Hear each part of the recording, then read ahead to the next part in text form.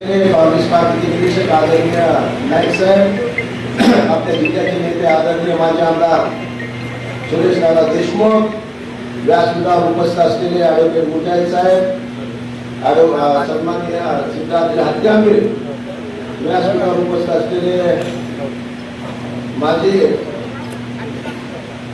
महानगर अध्यक्ष सन्माननीय माजूलाला महापालिका सन्माननीय भगवानराव वाघमारे, व्यासपीठावर उपस्थित असलेले सन्माननीय रविराज देशमुख, आमचे महानगर प्रमुख निवेदित नावंदर, उपस्थित असलेले काँग्रेस पार्टीचे शहर प्रमुख, व्यासपीठावर उपस्थित असलेले सन्माननीय सय्यदी कादर, उपस्थित असलेले व्यापारी महासंघाचे अध्यक्ष सूर्यकांत हाके, सन्माननीय अब्दुल तात्या, व्यासपीठावर उपस्थित असलेले आमचे तालुका प्रमुख पाटील, संदीपजी भंडारी, उपस्थित असलेले सन्माननीय अनिल भाऊ ढाळे, उपस्थित असलेले सन्माननीय आमच्या अंबिकाताई ढाळे, संजयजी घारगे, सन्माननीय सदाशिवरावजी देशमुख, सर्व आमचे पदाधिकारी, सन्माननीय संतोष गुर्जर, समोर उपस्थित असलेले सर्व प्रतिष्ठित नागरिक, उपस्थित असलेले सर्व पत्रकार, सर्वांच्या या कार्यक्रमामध्ये हार्दिक असे स्वागत करतो.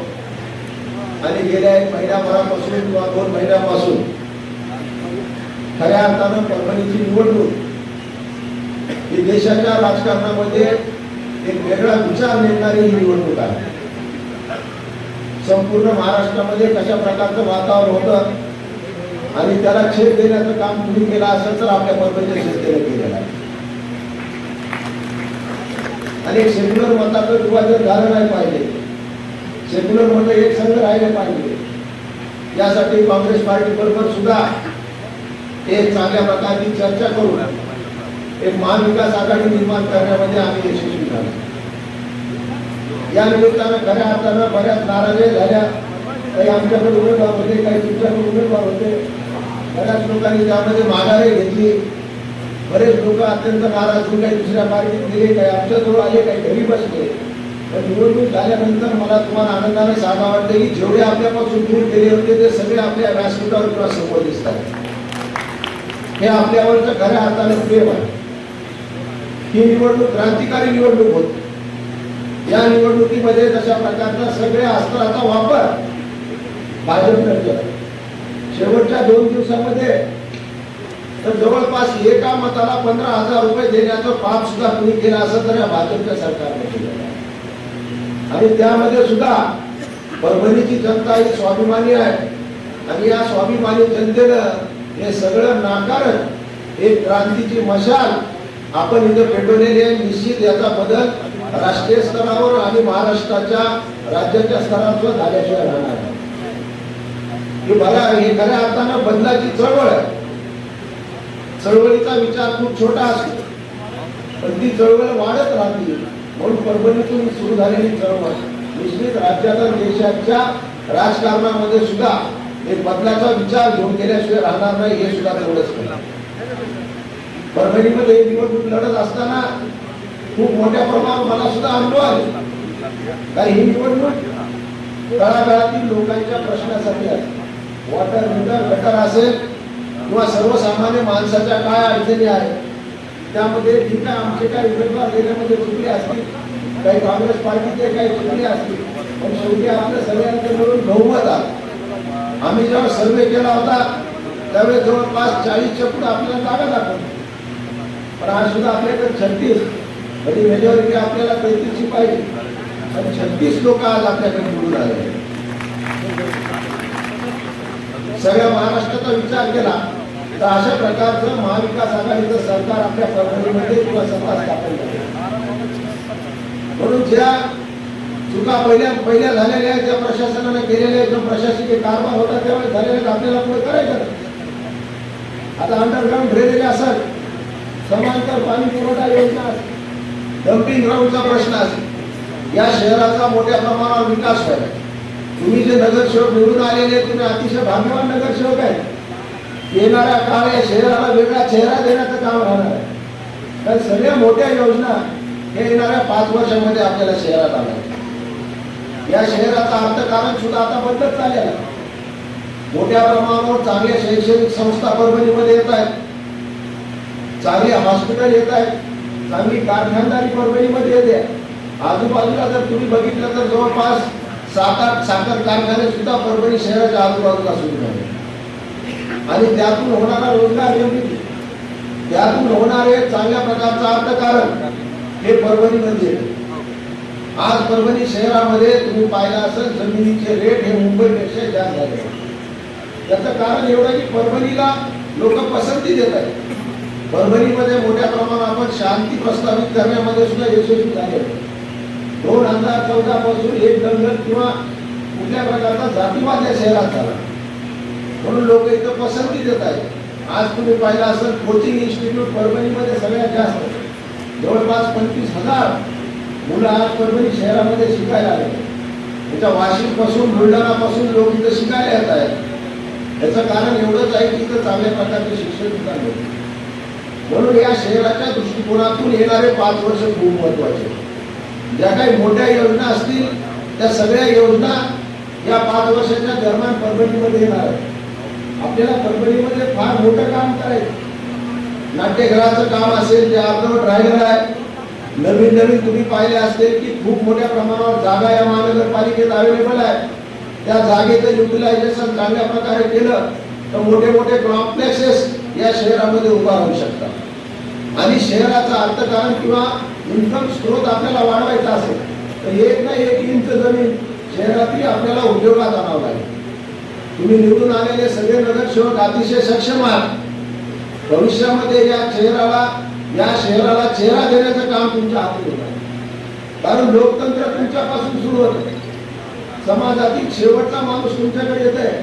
नगरसेवक साहेब माझ्या लाईट गेलेली आहे, आज माझ्याकडे पाणी नाही आहे, आज माझ्या लेकराला फीस भरायला पैसे नाहीये, आज मला दवाखान्यात जायचंय, मला काहीतरी मदत करा. आणि मदतीचा हात कोण देतोय तर सर्वसामान्य तुमच्यासारखे नगरसेवक. म्हणून तुमचं काम या समाजामध्ये फार मोठं आहे. समाजाच्या विकासाच्या दृष्टिकोनातून समाजाला मदत करण्याच्या संदर्भामध्ये तुम्ही सगळ्यात मोठं योगदान देता. समाजाचा डॉक्टर म्हणलं तर वावर ठरणार नाही. समाजाची नाडी कोण ओळखत तर समाजाची नाडी नगरसेवक ओळखत, दुसरं कोणच ओळखू शकतो. म्हणून आज परभणीमध्ये समाजाची नाडी तुम्ही ओळखलेली आहे, त्यांचा मोड ओळखलेला आहे आणि त्यातूनच या राज्याचा सुद्धा काही वर्षानंतर अशाच प्रकारचा मोड ओळखत आहे सगळे जनता. आणि राज्यामध्ये सुद्धा नेतृत्वामध्ये बदल झाल्याशिवाय राहणार नाही. 2029 ला हे सुद्धा तेवढंच करायचं. आज जरी आपल्या 2-3 महानगरपालिकेत सत्ता आली असेल तर येणाऱ्या काळामध्ये संपूर्ण महाराष्ट्रात हे विचार आपण परभणीतून पुढे न्यायचा हे सुद्धा तेवढं शक्य आहे.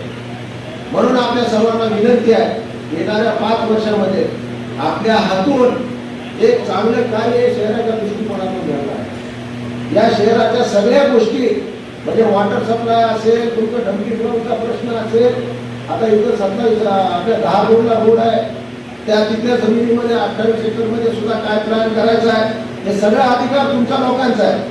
आम्ही फक्त कधी तुम्ही 4 वेळा बोललं तर आम्ही दादा तिथे येऊ, आमचा काय तिथं अधिकार नाही. आमचं काम आहे तुम्हाला तिथं येऊन बसवायचं आणि तुम्ही बसल्यानंतर कधी आम्हाला 4 वेळेला बोलवताल अशा प्रकारची अपेक्षा आहे. म्हणून अतिशय आपलं आनंदाचं वातावरण सन्माननीय खासदार साहेबांचं आगमन झालेलं आहे.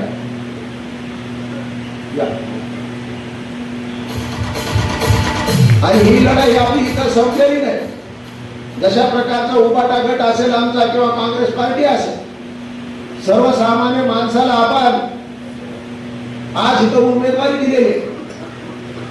तुम्ही पाहिलं असेल कशा प्रकारचं लक्ष्मीचं आश्रय चालवण्यात झालं, पण सर्वसामान्य जनतेनं आपल्याला निवडून दिलेला हे सुद्धा विसरता कामा नये. काही ठिकाणी तर असे आमचे उमेदवार होते की ज्यांच्याकडे 1-2 लाख रुपये सुद्धा नव्हते, पण असे लोक सुद्धा निवडून आलेले. काही धडधाकट आले असतील, पण सर्वसामान्य माणसाला निवडून देण्याचं काम परभणीकर जनतेने केलेलं आहे. काही ठिकाणी आमच्या 15 नंबर प्रभागामध्ये एका मताला 15,000 रुपये देण्यात आले, तरी सुद्धा आमचे 2 नगरसेवक तिथं आले आणि 2 नगरसेवक फक्त 50 मतांना आमचे पडले. म्हणजे शेवटी लोकतंत्र जीवन ठेवण्याचे काम कुणी केलं असेल तर परभणीच्या जनतेने केलं. मग त्यांचा सुद्धा मी फार फार आभार व्यक्त करतो, धन्यवाद व्यक्त करतो. आणि भविष्यामध्ये सुद्धा मोठ्या प्रमाणावर सर्व समाज एकत्र येईल. आज परभणीमध्ये काय चर्चा होती, जेव्हा शिवसेनेकडे फक्त अल्पसंख्याकाचे उमेदवार आहेत, फक्त अल्पसंख्याकाचे लोक निवडून येतील, पण आज सर्व समाजातील लोक, आज तर तुम्ही चेहरे बघितले 25 आणि काँग्रेसचे 12 नगरसेवक बघितले तर सर्व धर्माचे लोक त्यामध्ये आहेत. म्हणून असं कुठेही नाही की फक्त अल्पसंख्याक लोकच निवडून आले किंवा विशिष्ट समाजाचे लोक निवडून आले. म्हणून सर्व समाजाचं नेतृत्व कोण करत असेल तर आमचे शिवसेना आणि काँग्रेस पार्टी करते, हे सुद्धा विसरून चाललं आहे. म्हणून तुम्हाला परत एकदा विनंती करतो की आता आपण सर्वांनी एक संघ राहून ही महानगरपालिका आपल्याला ताब्यात आणायची आणि महाविकास आघाडीचा महापौर, महाविकास आघाडीचा उपमहापौर, महाविकास आघाडीचा स्टँडिंग आणि सर्व सभापती झाल्याशिवाय राहणार नाही. तोपर्यंत आम्ही व्यासपीठावरचे कोणतेही नेते शांत बसणार नाही, हे सुद्धा तेवढं सत्य. तुम्ही केलेला त्याग वाया जाणार नाही आणि येणाऱ्या 5 वर्षामध्ये ही महानगरपालिका एक आदर्श महानगरपालिका, एक वेगळं मॉडेल आपल्याला जगासमोर निर्माण करायचंय आणि त्यासाठी तुमचं सहकार्य खूप जरुरी आहे. परत एकदा तुम्हाला सगळ्यांना खूप खूप मनापासून आता शुभेच्छा देतो. तुमचा यथोचित आता सत्कार तर होणारच आहे, पण भविष्यामध्ये तुम्हाला कसल्या प्रकारची अडचण निर्माण होणार नाही. कारण विधिमंडळात मी तुमचं प्रतिनिधित्व करतोय, केंद्रामध्ये आमचे खासदार साहेब आहेत, म्हणून केंद्राचा निधी असेल, राज्याचा निधी असेल, यांच्या बापाकडनं आम्ही मंजूर करून आणू, याची काळजी तुम्ही करू नका. हे काही जरी म्हणत असतील तुमचे पालकमंत्री किंवा कोण की आम्ही सत्तेत आहे तुम्हाला निधी देणार नाही, पण मी सुद्धा 3दा आमदार झाल्यावर मला माहिती निधी का सांगला जातो. म्हणून या गोष्टी आम्हाला यांनी सांगू नयेत. शेवटी हे काय कोणाच्या घरचे पैसे नाही, ते जनतेचे पैसे आणि जेवढे जनतेचा दुसरा अधिकार आहे तसा परभणीकरांचा सुद्धा तेवढाच अधिकार असल्यामुळं आम्ही आमच्या हक्काचे पैसे मागू आणि हक्काचे पैसे त्यांच्याकडनं वळून आणू, एवढी ताकद आमच्यामध्ये आहे. एवढंच या निमित्तानं सांगतो. परत एकदा तुम्हाला खूप खूप अशा शुभेच्छा देतो आणि थांबतो. जय हिंद, जय महाराष्ट्र.